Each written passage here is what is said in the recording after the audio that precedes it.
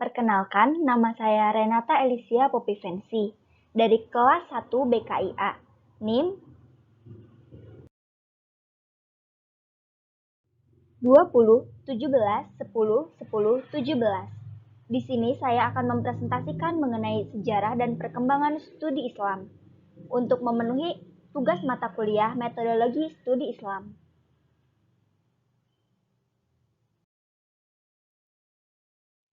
Sejarah dan perkembangan studi Islam dibagi menjadi 4 periode. Yang pertama periode klasik, yang kedua pertengahan, yang ketiga modern, dan yang terakhir adalah kontemporer.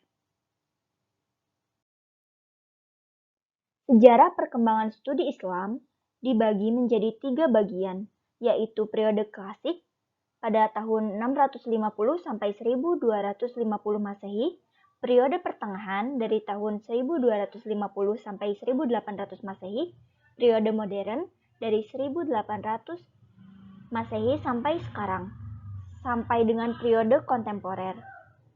Pada masa klasik, di kursus keilmuan Islam mencapai tingkat yang tinggi, sehingga kemudian dapat disumbangkan pada berkembangnya ilmu pengetahuan di masa-masa sesudahnya. Yang demikian ini disebabkan oleh adanya beberapa hal yang diantaranya motivasi internal Islam sendiri untuk menuntut ilmu dengan tanpa batas waktu.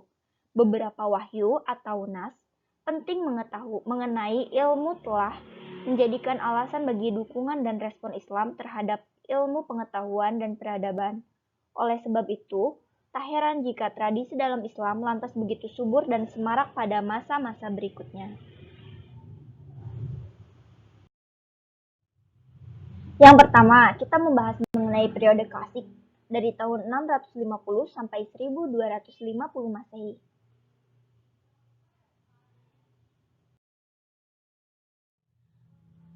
Ilmu-ilmu keislaman seperti tafsir, hadis, fikih, usul fikih, dan teologi sudah berkembang sejak masa-masa awal Islam hingga sekarang. Khusus dalam bidang teologi, Mu'tazilah dianggap sebagai pembawa pemikiran-pemikiran rasional. Menurut Harun Nasution, pemikiran rasional berkembang pada zaman Islam klasik.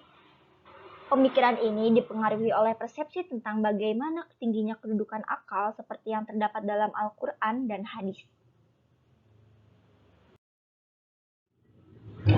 Persepsi ini bertemu dengan persepsi yang sama dari Yunani melalui filsafat dan sains Yunani berada di kota-kota pusat peradaban Yunani dan di dunia Islam zaman klasik seperti Alexandria, Mesir, Judin, Syapur, Irak, Antakya, Syria, dan Bactra, Persia.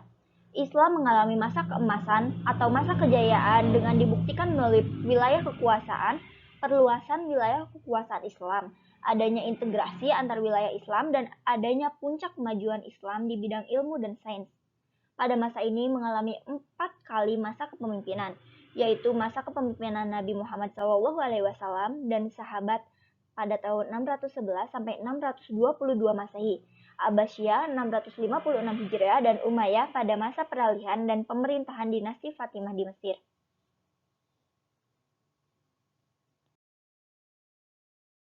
Salah satu yang paling menonjol pada masa ini adalah perkembangan ilmu pengetahuan dan peradaban Islam yang sangat pesat.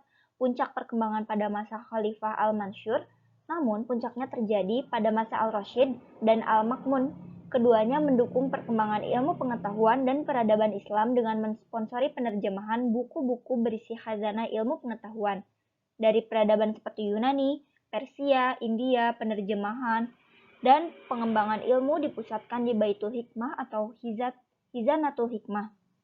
Ciri-ciri periode ini memperhatikan dari sejarah dan tanpa menutup mata terhadap dinasti-dinasti kecil. Namun, sekitar tahun 1000 sampai 1250 Masehi, keutuhan umat Islam di bidang politik pecah. Kekuasaan khalifah menurun. Akhirnya, pada tahun itu Islam dapat dikuasai dan dihancurkan Hulagukan. Yang kedua, periode pertengahan pada tahun 1250 sampai 1800 Masehi.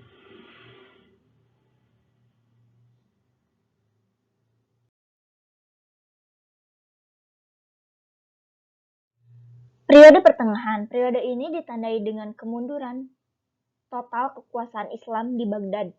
Pemberontakan mulai muncul di mana-mana. Muncul dinasti Umayyah periode kedua di Spanyol dan diproklamirkan oleh Abd al-Rahman al-Dakhil. Di Mesir juga muncul dinasti Fatimiyah yang didukung oleh kelompok Syiah. Hulagukan, cucu Genghis Khan, ikut melakukan penghancuran kekuasaan Islam di Baghdad, di mana ia merobohkan bangunan, masjid, madrasah, rumah-rumah penduduk, membakar perpustakaan beserta seluruh isinya.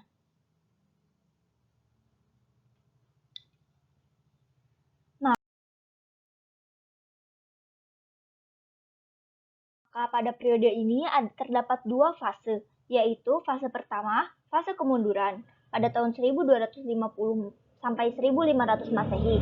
Zaman ini didesentralisasikan dan diintegrasi semakin meningkat. Banyak wilayah yang memisahkan diri dari kekuasaan pusat. Fase kedua yakni munculnya 3 kerajaan besar pada tahun 1500 sampai 1800 Masehi.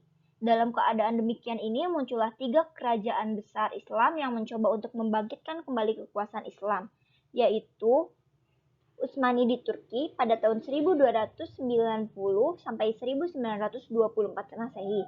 Lalu yang kedua Safawi di Persia pada tahun 1501 sampai 1732 Masehi dan Mughal di India pada tahun 1526 sampai 1858 Masehi.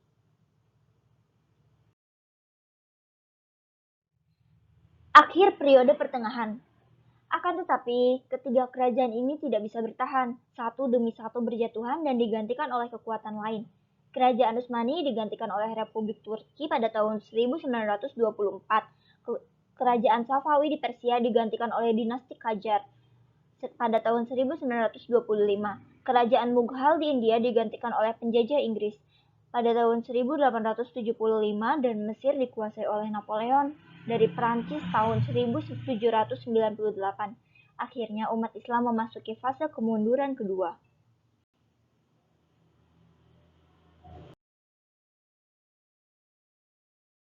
Yang ketiga, periode modern dari tahun 1800 Masehi sampai sekarang.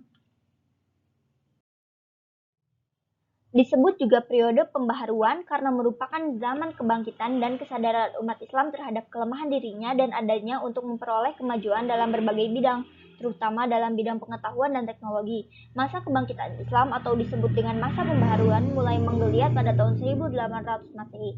Pada masa ini, kalangan kaum muslimin banyak yang mengarahkan pemikirannya untuk kemajuan agama Islam, di antaranya ilmu pengetahuan, kebudayaan, dan ajaran Islam berkembang di berbagai negara seperti negara India, Turki, dan Mesir.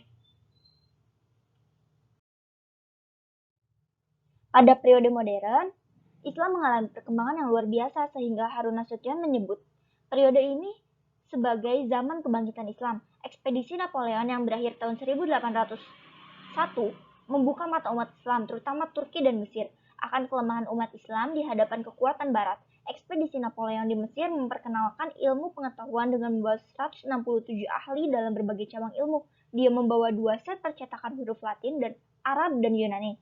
Ekspedisi itu bukan hanya membawa misi militer tetapi juga misi ilmiah. Napoleon membentuk lembaga ilmiah yang disebut dengan Institut de Egypte yang mempunyai 4 bidang kajian yaitu ilmu pasti, ilmu alam, ilmu ekonomi, dan politik, serta majalah ilmiah yang bernama Courrier de Egypte.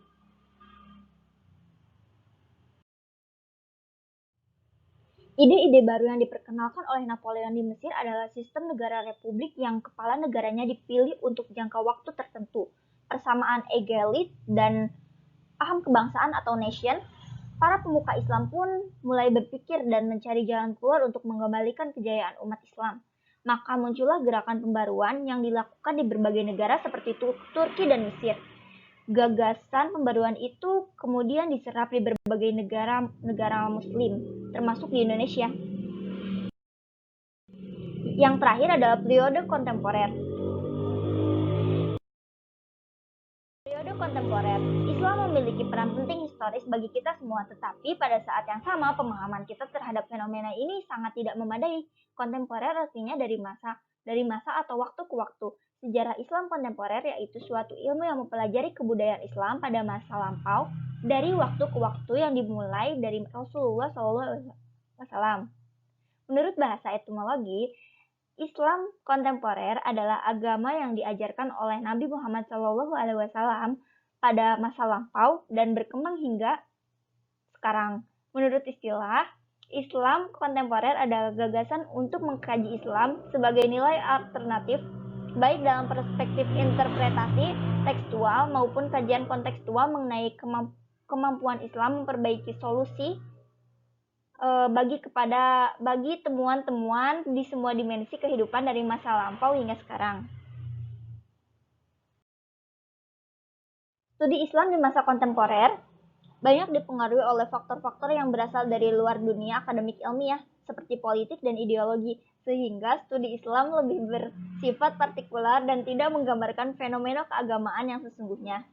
Di masa kontemporer sekarang ini, studi agama mengalami tantangan yang lebih banyak dibanding masa-masa sebelumnya. Hal ini disebabkan karena fenomena agama dan fenomena manusia dalam beragama lebih dimotivasi oleh aspek-aspek yang bersifat eksternal, seperti kepentingan politik, primordialisme, supremasi kelompok, dan sebagainya, dibanding faktor internal dari agama itu sendiri. Studi Islam dapat menjadi contoh dalam masalah ini karena ia mempunyai tantangan berupa sifat kritis yang mulai memudar, terutama dalam kajian tentang ajaran Islam itu sendiri, yang sebenarnya hal tersebut merupakan pendapat ilmuwan Muslim yang sangat beragam.